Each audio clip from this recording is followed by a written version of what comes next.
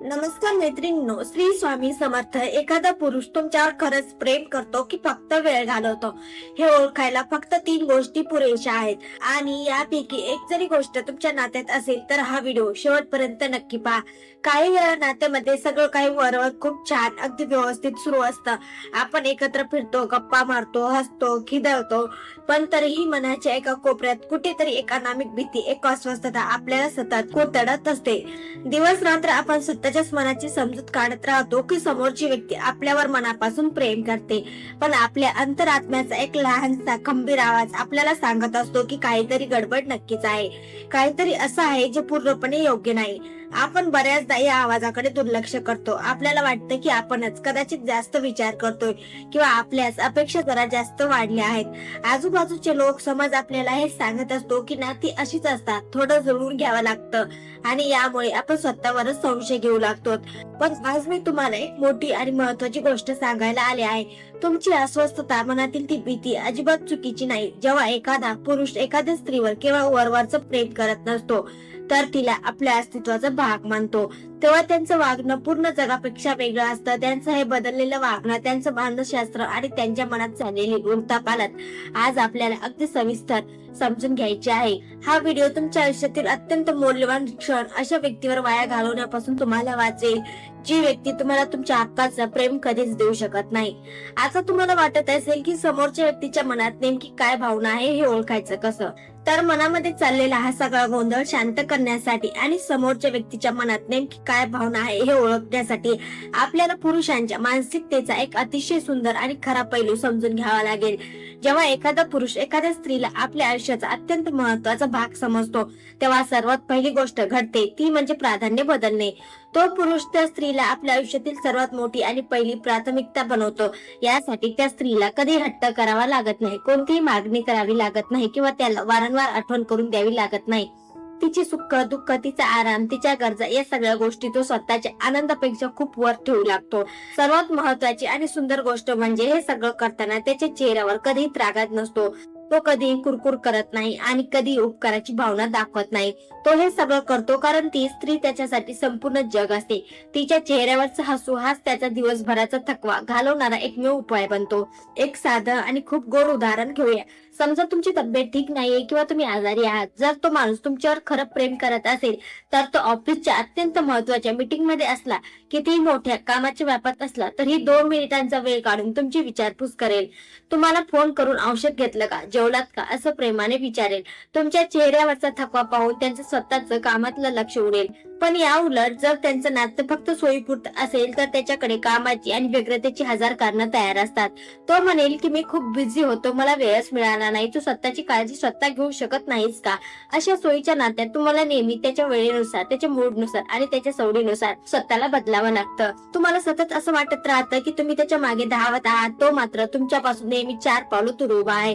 पण खरा जोडीदार तुम्हाला त्याच्या जगात जबरदस्तीने बसवण्याचा प्रयत्न कधीच करत नाही, तर तो तुमच्या अवतीभोवती स्वतःच एक नवीन जग निर्माण करतो, जिथे तुम्हाला कधीही स्वतःच्या हक्काच्या जागेसाठी कोणाशी लढावं लागत नाही. त्याच्या आयुष्यात तुम्ही कोण आहात हे त्याला जगाला सांगायला कधीही संकोच वाटत नाही. पण इथे एक महत्वाचा प्रश्न उभा राहतो, तो म्हणजे केवळ वरवरच्या काळजीने खरं प्रेम कसं ओळखायचं?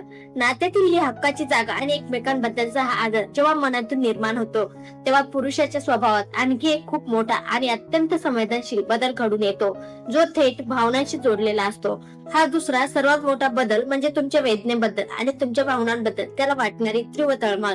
जो पुरुष तुमच्यावर मनापासून प्रेम करतो त्याला तुमच्या डोळ्यातलं पाणी कधीच सहन होत नाही. जेव्हा तुम्ही एखाद्या गोष्टीमुळे दुःखी असता, चिंतेत असता किंवा अचानक शांत होता, तेव्हा तो तुम्हाला त्या अवस्थेत एकटं सोडून कधीच जाऊ शकत नाही. तुमच्या दोघांमधील अंतराची ती भिंत त्याला अस्वस्थ करते. तो लगेचच ती भावनिक दरी मिटवण्याचा प्रयत्न करतो आणि तुम्हाला काय त्रास होतोय हे जाणून घेण्यासाठी व्याकुळ होतो. तोपर्यंत त्याला स्वतःला शांतता लाभत नाही, जोपर्यंत तो तुमच्या समस्येचे निवारण करत नाही आणि तुमच्या चेहऱ्यावर पुन्हा ते जुनं हसरं सुख आणत नाही. हे सगळं तो कोणत्याही दाखवण्यासाठी किंवा नाटकासाठी करत नसतो. या उलट ज्या माणसाला तुमच्या भावनांशी काहीच देणं घेणं नसतं, तो तुमचा त्रास ऐकूनही न ऐकल्यासारखा करेल. तो तुमच्या भावनांना तुमचं वेडेपणा किंवा ओव्हर रिॲक्ट करणं असं म्हणून सोडून देईल. अशा माणसासोबत राहून तुम्ही त्या नात्यात हळूहळू स्वतःला पूर्णपणे अदृश्य आणि एकटा अनुभवू लागता. आपल्याला हे समजून घ्यावं लागेल की प्रेम म्हणजे फक्त चांगल्या काळात एकत्र हसणं किंवा एकत्र फिरणं नसतं. तर कठीण काळात एकमेकांचे अश्रू पुसून एक मजबूत ढाल बनून उभं राहणं असतं. तर तुम्हाला कदाचित असं वाटेल की पुरुष खरंच इतका भावनिक विचार करू शकतात का, की हा फक्त एक भावनिक युक्तिवाद आहे. तर याला एक खूप मोठं वैज्ञानिक आणि मानसशास्त्रीय कारण सुद्धा आहे. काही न्यूरोसायन्स संशोधनामध्ये असे आढळून आले आहे की जेव्हा एखादा पुरुष एखाद्या स्त्रीची भावनिक दृष्ट्या खोलवर जोडला जातो तेव्हा त्याच्या मेंदूच्या संरचनेत काही न्यूरोलॉजिकल बदल होतात. संशोधकांनी वेगवेगळ्या चाचणी आणि ब्रेन स्कॅनच्या माध्यमातून हे पाहिलं आहे की खऱ्या प्रेमात असलेल्या पुरुषांचा मेंदू आपल्या जोडीदाराचा त्रास पाहून काही ऐंशी हुबेहूब तसंच प्रतिसाद देतो, जणू काही ती वेदना थेट त्याला स्वतःलाच होत आहे. या काळात त्याच्या शरीरात ऑक्सिटोसिन आणि वॅसोप्रेसिन सारख्या संप्रेरकाची हार्मोन्सची पातळी वेगाने वाढते, जी त्याला आपल्या जोडीदाराचे रक्षण करण्यासाठी आणि तिची अत्यंत प्रेमाने काळजी घेण्यासाठी प्रेरित करते. याच वैज्ञानिक आणि जैविक कारणामुळे जेव्हा तो आपल्या स्त्रीला रडताना किंवा त्रासात पाहतो तेव्हा तो स्वतःहून एका मोठ्या मानसिक अस्वस्थतेतून आणि तणावातून जात असतो. हे वागणं त्याने कुठून तरी शिकलेले नसतं किंवा तात्पुरतं नसतं, तर तो मानवी मेंदूचा आणि खऱ्या प्रेमाचा एक अत्यंत नैसर्गिक आणि त्रिकाल बाधित नियम आहे, जो कोणीही खोट्या पद्धतीने कधीही दाखवू शकत नाही. जर एखादा पुरुष तुमच्या त्रासात शांत बसू शकत असेल तर तिथं विज्ञानाचा हा प्रेमाचा नियम लागूच होत नाही, हे लक्षात ठेवा. आता या वैज्ञानिक आणि मनाच्या गुंफणीनंतर आपण नात्याच्या एका अशा वळणावर येऊया जिथे तुमची स्वतःची अनुभूती सर्वात महत्त्वाची ठरते. म्हणूनच पुढे जाण्यापूर्वी मी तुम्हाला मनापासून एक विनंती करू इच्छिते. एका क्षणासाठी आपले डोळे बंद करा आणि सध्या तुम्ही ज्या नात्यात आहात त्याबद्दल अगदी प्रामाणिकपणे शांतपणे विचार करा. तुम्ही त्या व्यक्तीसोबत स्वतःला भावनिक दृष्ट्या खरोखर सुरक्षित अनुभवता का, की तुम्ही दररोज फक्त या एकाच आशेवर जगत आहात की कदाचित उद्या तो बदलेल आणि तुम्हाला ते प्रेम दे ज्याची तुम्ही वर्षानुवर्षे वाट पाहत आहात. आपण बऱ्याचदा आपल्या अवचेतन मनात स्वतःच्या प्रेमाच्या लायकीचं समजतो, नेमकं तसंच प्रेम आपल्या आयुष्यात स्वीकारत राहतो. म्हणूनच तुम्हाला हे समजणं खूप गरजेचं आहे की तुम्ही खरं तर कोणत्या प्रकारच्या आदराचे आणि प्रेमाचे हक्कदार आहात.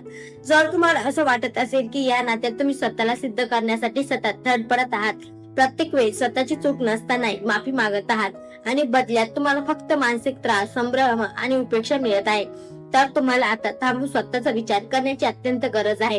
कारण जे नातं तुम्हाला स्वतःची नजर चोरून जगायला लावतं ते नातं कधीच प्रेम असू शकत नाही.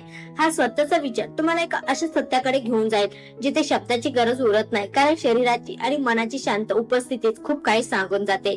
खरे आणि भावनिक दृष्ट्या प्रगल्भ पुरुष आपले प्रेम शब्दांच्या भडीमारापेक्षा किंवा मोठ्या आश्वासनापेक्षा आपल्या उपस्थितीतून आणि एका शांत स्पर्शातून व्यक्त करतात.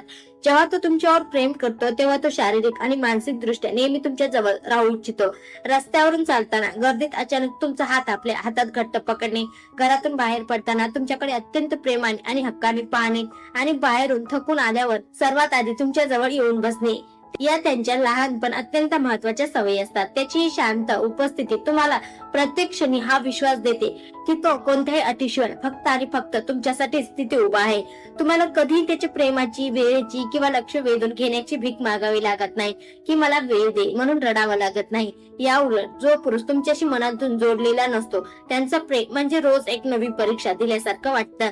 तुम्ही त्याच्या जवळ जाण्याचा प्रयत्न करता, स्वतःची किंमत पटवून देण्याचा प्रयत्न करता, पण बदल्यात तुम्हाला फक्त एक मोठी शांतता आणि भयानक रिकामेपण मिळतं. हे रिकामेपणच या गोष्टीचा सर्वात मोठा पुरावा आहे की ती व्यक्ती तुमच्यासाठी योग्य नाही.